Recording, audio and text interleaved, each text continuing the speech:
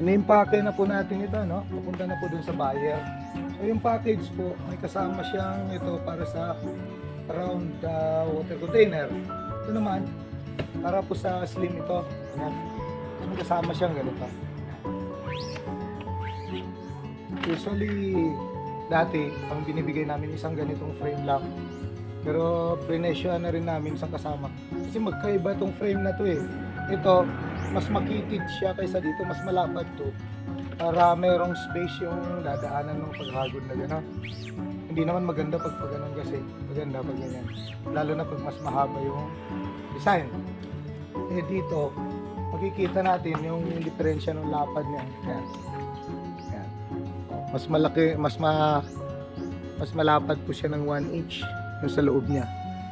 Okay? So yun po yung difference ng para sa slim at para sa round container. So magbabaklas para sa pag-impake. So unahin natin alisin to. Yes, alisin na rin natin to.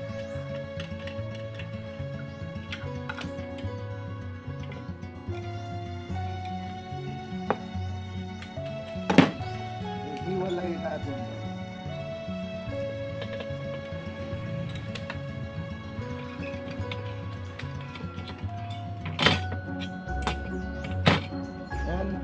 Tapos alisin na rin muna ito. Masunod pala. Okay. Ito, iwan na lang na ganito. Ito, pag sasamahin natin ito, yung dalawa na ito. Yan.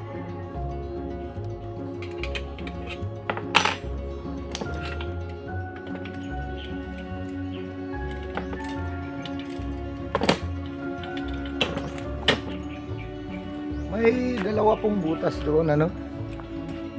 Makikita natin yun. Yung una nandito, ganyan. Yung pangalawa imumove yan, pang gitna, para pag ginamit naman natin yung para sa slim. Lagay din natin ito dito. Baligtad na lang para hindi masyadong mahaba yung pasok. Ano po. Yan, babalik-balik na lang po yung mga yan. Ito, maalis po ito. Kasi medyo mahaba. Okay.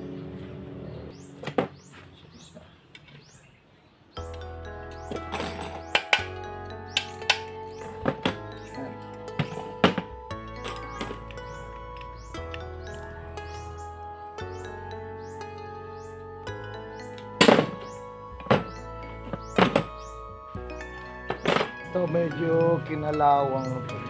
Tapos ano na lang natin.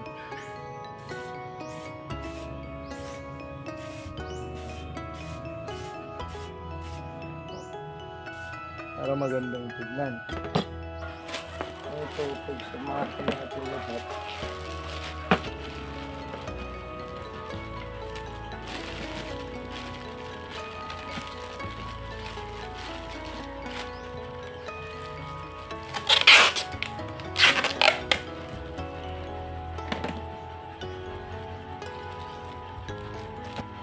Meron yung squeegee, yung poste na lalagyan ng pole ng squeegee, tapos yung squeegee at saka yung handle.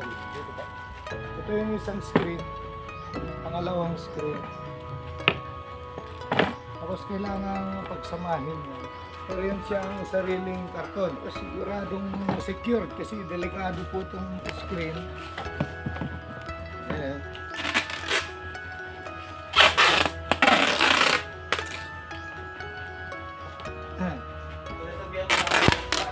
Tara na.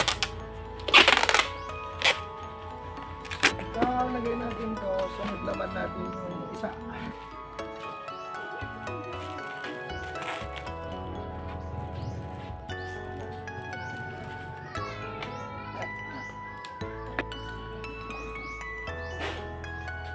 Yan.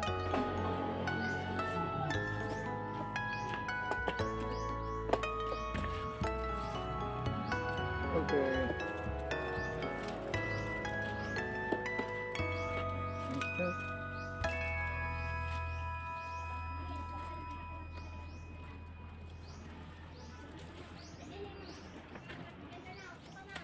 Yes.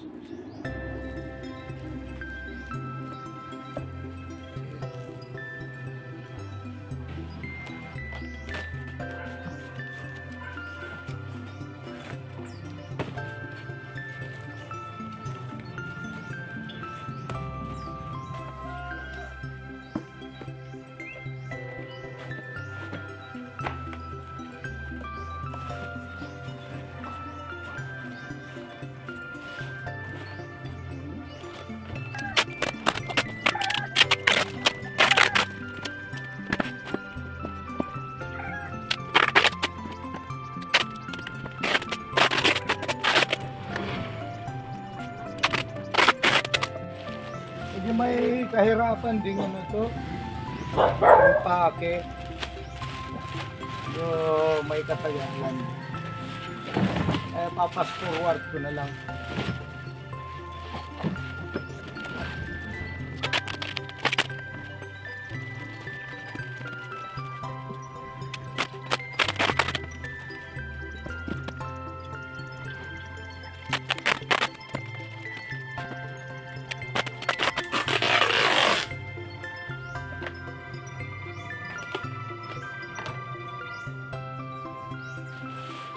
Kaya na lang ang pangalan.